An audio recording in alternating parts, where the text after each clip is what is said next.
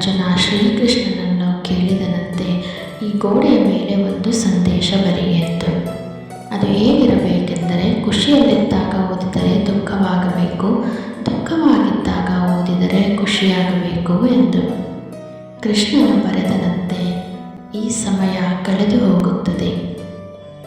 ಅಕ್ಕಿ ಅನ್ನಕ್ಕೆ ಕೇಳಿತು, ನೀನು ನಾನೇ ಆಗಿದ್ದೆ, ಆದರೆ ಹೇಗೆ ಅನ್ನವಾದೆ ಎಂದು. ಅನ್ನ ಸುಂದರವಾಗಿ ಉತ್ತರಿಸಿತು, ನೀರು ಮತ್ತು ಬೆಂಕಿಗಳ ಸಂಪರ್ಕಕ್ಕೆ ಒಳಗಾದೆ, ಅವುಗಳ ಸಂಸ್ಕಾರದಿಂದ ಮೃದುವಾದೆ, ಮಧುರವಾದೆ.